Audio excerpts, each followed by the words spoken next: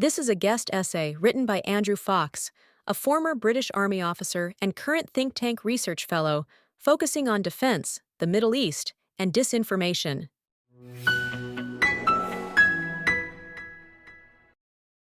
Israel's Lightning campaign has shattered Iran's air defenses, decapitated its military command, and sent members of the regime's leadership fleeing to Russia. With the last fortified nuclear site at Fordo remaining untouched, a moment of global consequence looms. Will this signal the fall of the Islamic Republic? And what will rise from its ruins? In a matter of days, Israel's preemptive strikes have shattered Iran's defensive shield. Iran's air defense systems were swiftly eliminated, opening the skies to unimpeded Israeli air power. Simultaneously, precision strikes and covert operations decapitated key nodes of the Islamic Revolutionary Guard Corps command. Missile bases, nuclear facilities, and other military targets. Too many to list here. The above-ground buildings at Natanz, once the centerpiece of Iran's uranium enrichment program, lie in ruins, their destruction confirmed by the United Nations atomic watchdog. Several senior Iranian political and religious leaders have reportedly fled to safe havens in Russia, a dramatic signal of collapsing confidence. This exodus of the ruling elite, if accurate, delivers a decisive psychological blow.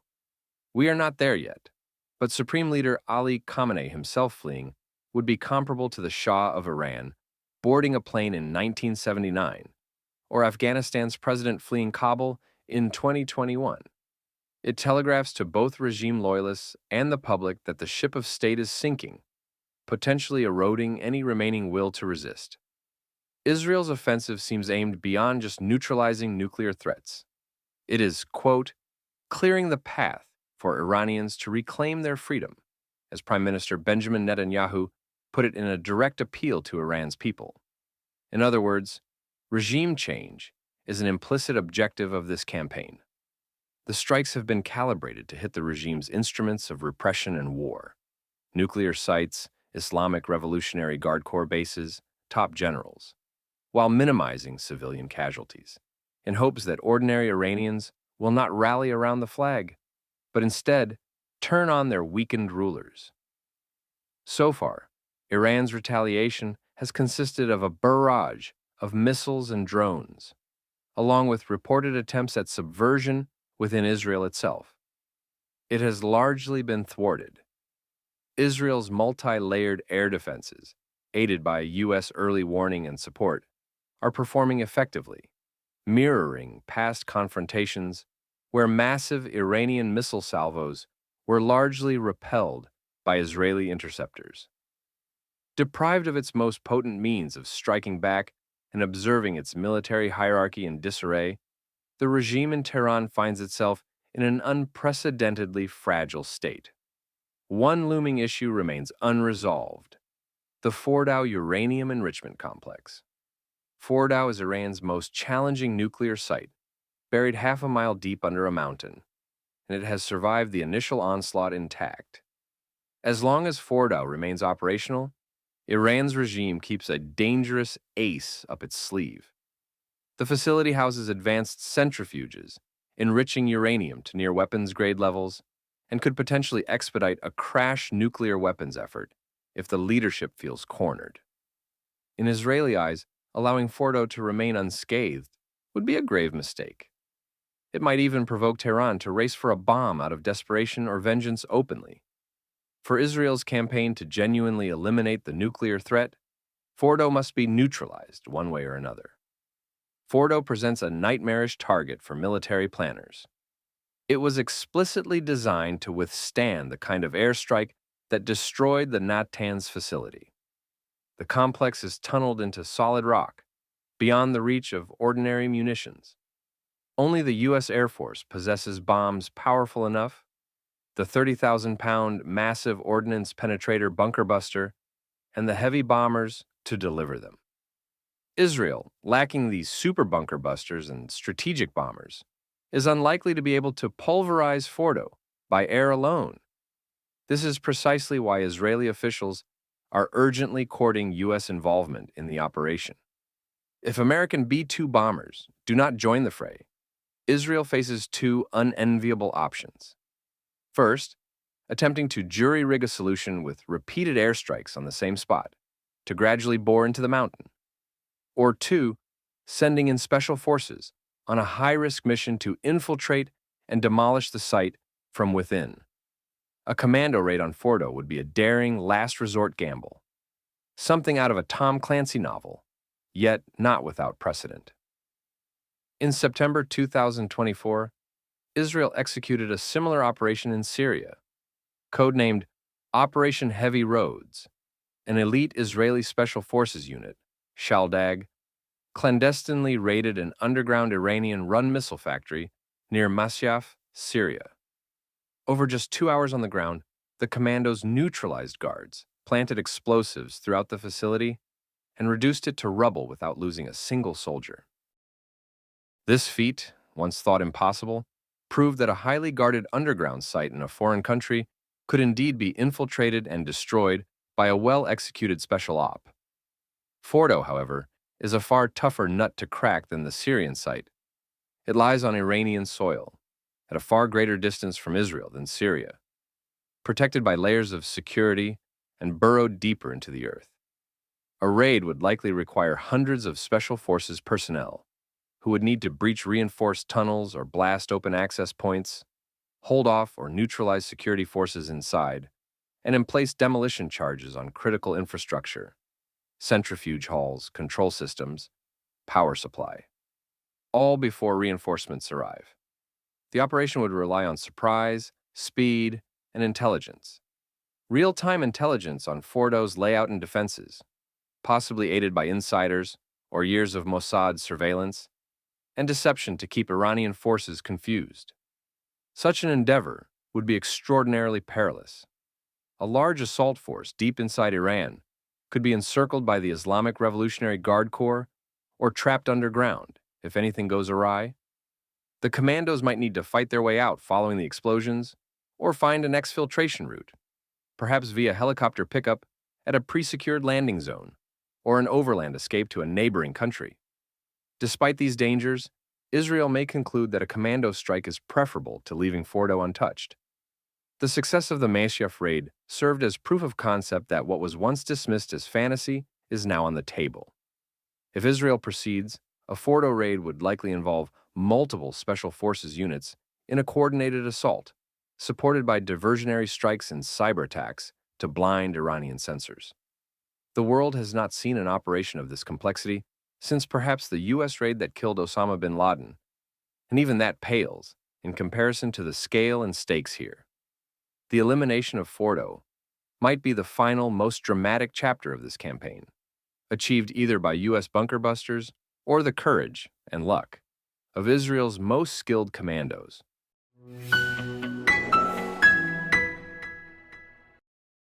Military pressure alone, irrespective of its intensity, does not automatically lead to regime collapse.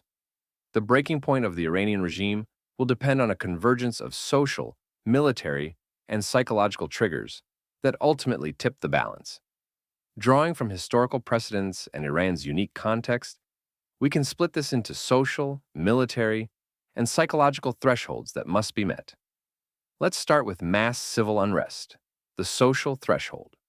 Widespread sustained protests and chaos in the streets could signal that the regime's authority is irreparably eroded. Iran has witnessed waves of mass protests before, but the difference now lies in the regime's weakened coercive power. If news of the leadership's flight emerges, ordinary Iranians may lose their fear and surge into the streets in vast numbers, sensing that the regime is on its last legs.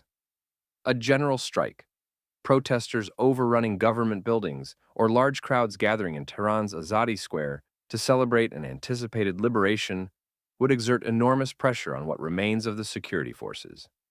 Unlike past uprisings, protesters would now carry the morale boost of having seen the once mighty Islamic Revolutionary Guard Corps humbled by Israeli strikes. Exiled opposition figures are openly encouraging civil resistance. Reza Pahlavi, the ex-crown prince, urged Iranians and even security personnel to seize this moment, declaring, quote, "The regime is weak and divided. Iran is yours to reclaim." If the populace answers that call en masse, sheer people power could overwhelm the regime's remaining loyalists. The second factor is the fracturing of security forces, known as the military threshold. The Iranian regime's survival has long hinged on the loyalty of its armed organs, such as the Islamic Revolutionary Guard Corps, the Basij militia, and the regular army. A collapse becomes likely if these forces fracture or stand down.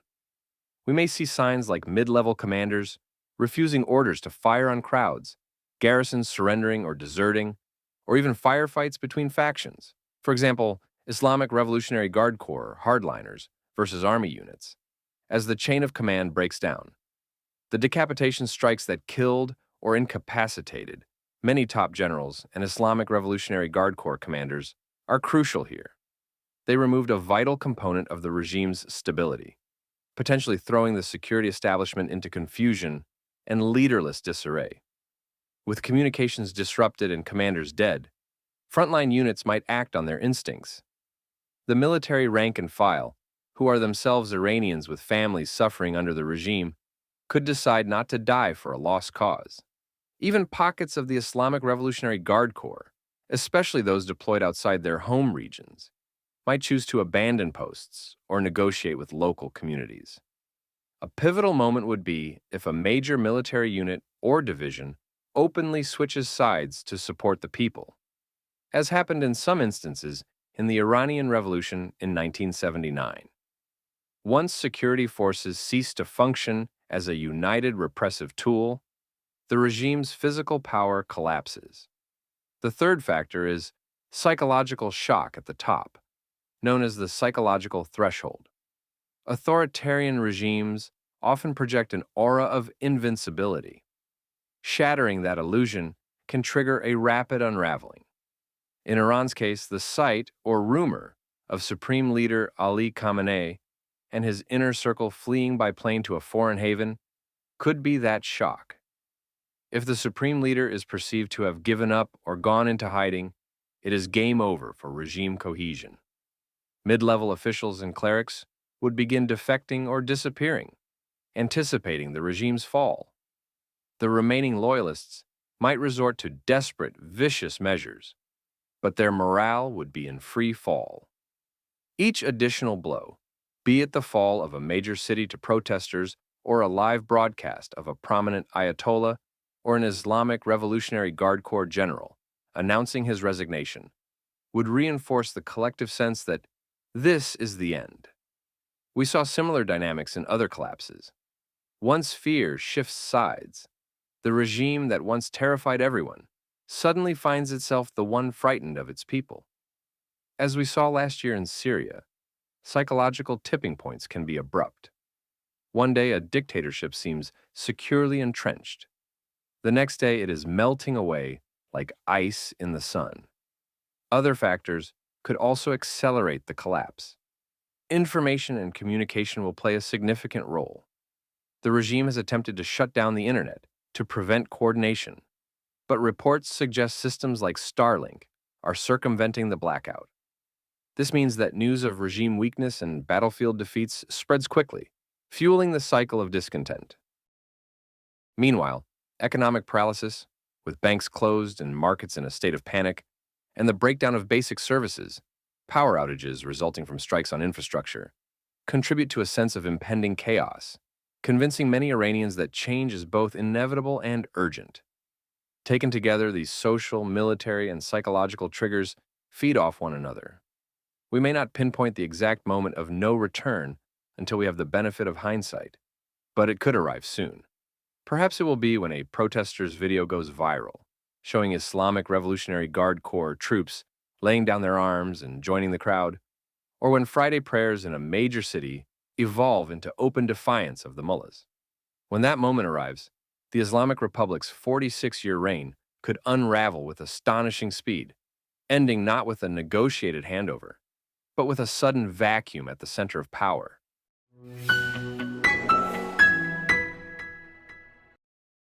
What might Iran look like immediately after the regime falls? This is the great unknown hanging over the current crisis. History offers both hopeful examples and dire warnings. Optimists might recall how relatively smoothly Eastern European regimes fell in 1989, or how Portugal's regime collapsed in 1974 without descending into anarchy. However, the recent past of the Middle East, including Syria's civil war, Libya's post-Gaddafi chaos, and Iraq's violent power vacuum, urges caution. Several broad scenarios are possible for a post-regime Iran, each with very different implications. Scenario 1, fragmentation and civil conflict. This is one nightmare outcome. Iran could fracture into warring fiefdoms and sectarian strife, akin to Syria or Libya. If the central authority were to collapse suddenly, Iran's diverse society might split along regional, ethnic, or ideological lines. The Islamic Revolutionary Guard Corps or its factions could retreat to strongholds and effectively become warlords. Different parts of the country, the Kurdish northwest, Balochi southeast, the Persian heartland, and Azeri north, might witness the emergence of local power brokers or separatist groups, each claiming autonomy. Outside powers could exacerbate tensions by fueling proxies. For example, Turkey might seek influence in Turkic and/or Azeri regions, while Saudi Arabia could quietly support anti-Islamic Revolutionary Guard Corps, Sunni groups, and so forth. In this scenario, a protracted war for power and chaos unfolds on Iranian soil. The humanitarian toll would be immense, and Iran's vast arsenal, including missiles and the remnants of the nuclear program, could fall into multiple hands. A civil war could also spill across borders, sending refugees into Turkey, Azerbaijan, Iraq, and beyond. No one desires this, not even Iran's adversaries, because a failed state of 85 million people in such a strategic location would be catastrophic. Scenario 2, hardliner military junta. Another even worse possibility is that the clerical leadership's fall paves the way for an even harder line authoritarian regime, essentially a military junta led by the Islamic Revolutionary Guard Corps. In this case, the Islamic Revolutionary Guard Corps, or a coalition of the most ruthless elements within it, may suppress rivals and seize complete control of what remains of the state. Imagine martial law under a charismatic Islamic Revolutionary Guard Corps general, or a quote-unquote council of hardliners, who deem the mullahs too indecisive. Such a regime could be much more militarized and potentially more dangerous. Free from the pretense of clerical rule, an Islamic Revolutionary Guard Corps junta might be unabashed in pursuing a nuclear weapon as swiftly as possible, viewing it as the guarantor of their survival. Those who insist nothing could be worse than the current theocracy may be naive. Recent history tells us it can always be worse. For Israel and the world, an embittered military dictatorship in Tehran, particularly one born from the ashes of war, could be just as hostile as the old regime, if not more so. It might impose internal crackdowns even more severely and double down on alliances with countries like Russia or China for survival. Essentially, the faces at the top would change, but the repression and regional aggression could continue in a new form. Scenario 3, transitional council and hopeful reform. In a more optimistic scenario, responsible elements within Iran and the opposition could step into the vacuum to stabilize the country. Perhaps moderate figures from the regular army, some reformist politicians, and exile leaders could form a provisional National Salvation Council. This interim leadership might restore order in major cities, call off any further fighting, and initiate talks for a new political system, be it a republic or even a constitutional monarchy restoration. They would almost certainly seek emergency economic aid and diplomatic recognition. The Iranian diaspora, long fractured but united in its desire for an end to the Islamic Republic, would likely play a key role in providing technocrats and funding to rebuild. Under this scenario, Iran's new leaders would distance themselves from the old regime's policies. They would move to cease uranium enrichment and invite the International Atomic Energy Agency to inventory nuclear materials. The nuclear weapons program would be halted in exchange for sanctions relief and reconstruction support. Regionally, a post-Islamist Iran might stop funding militias like Hezbollah and Hamas, seeking normal relations with neighbors. This is the quote-unquote best-case vision. Iran emerging from turmoil relatively quickly, with a chance to build a freer society. It is not guaranteed. Such a smooth transition would require unity among very disparate factions and likely some form of international peacekeeping or monitoring to prevent score settling. However, it is not impossible, especially if most Iranians, exhausted by decades of repression and the trauma of war, embrace a unifying call and focus on rebuilding their nation. And lastly, scenario 4, partial continuity. Another possibility is a semi-managed collapse. Perhaps elements of the regime, sensing the writing on the wall, negotiate a handover of power to a temporary authority rather than a fight to the bitter end. For example, if some senior Islamic Revolutionary Guard Corps officers and politicians oust the hardline core, or if Khamenei dies or flees and there is no clear successor, they might reach out to opposition figures to form a transitional government. In effect, part of the old elite could try to save the country and themselves by facilitating a change. This scenario would align with the third scenario in terms of outcomes. A new, more moderate government would arise from an internal coup or pact. It might preserve more of the state's institutions intact, preventing total collapse.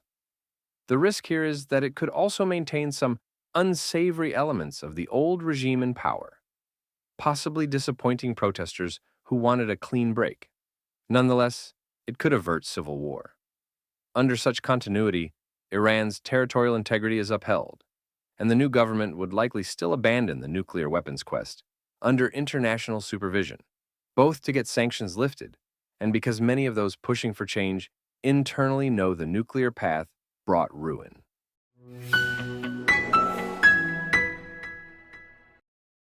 In all the above scenarios, Iran's nuclear program and regional posture will be central concerns. A collapsed or transitioning Iran would immediately face international demands to secure nuclear materials. One can expect U.S. and Israeli intelligence, and possibly special units, to move swiftly to account for enriched uranium and prevent any covert last resort use or transfer of fissile material by die-hard factions. If chaos reigns, securing Fordo and other nuclear sites might even require an international task force. There would be the grim prospect of foreign troops in Iran, which could stir nationalist resentment. Conversely, a cooperative new Iranian authority would likely invite the International Atomic Energy Agency and, perhaps, UN-mandated teams to help dismantle the weapons-related parts of the program. Regional stability would, in the short term, be shaky. Iran's proxies and allies, Hezbollah in Lebanon, militias in Iraq and Syria, the Houthis in Yemen, would suddenly lose their patron and could either wither or act unpredictably. Some might try to go it alone. For example, Hezbollah could lash out or attempt to survive via other sponsors. In contrast, others might lay low or enter political processes if conflicts wind down without Iranian funding. Israel and the Gulf Arab states would certainly celebrate the end of the Islamic Republic, but they would remain wary until a clear picture of the new order emerges. If Israel succeeds in removing Iran's leadership, there's no guarantee the successor would not be an even greater hardliner. For the United States and global powers, a post-collapse Iran presents a strategic dilemma. On one hand, the elimination of a hostile regime and the hopeful end of Iran's nuclear ambitions would represent a significant victory for non-proliferation and regional peace.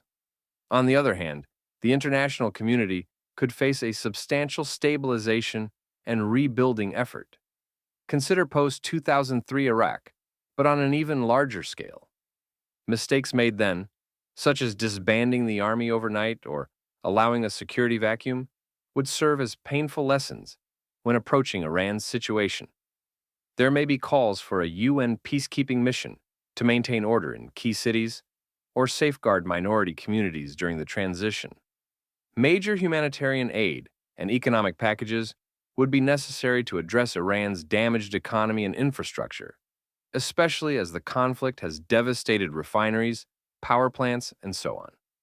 In a best-case scenario, Iran could re-emerge in a few years as a nation at peace with its people and neighbors, no longer isolated, no longer pursuing nuclear weapons, and focused on prosperity.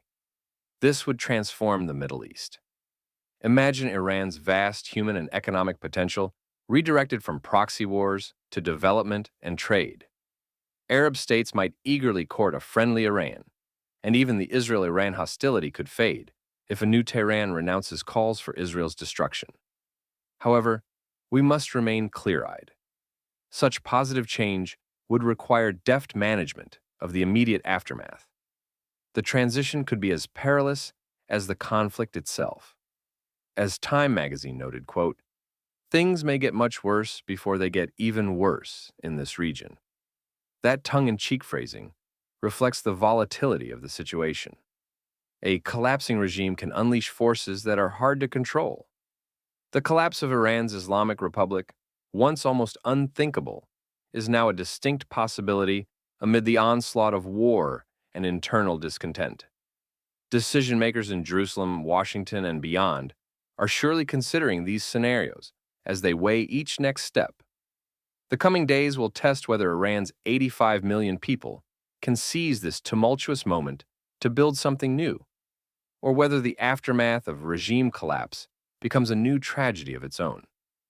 One thing is sure: the end of the Ayatollah's rule would mark a historic turning point, and its full consequences for the nuclear program and regional stability would be felt for years to come.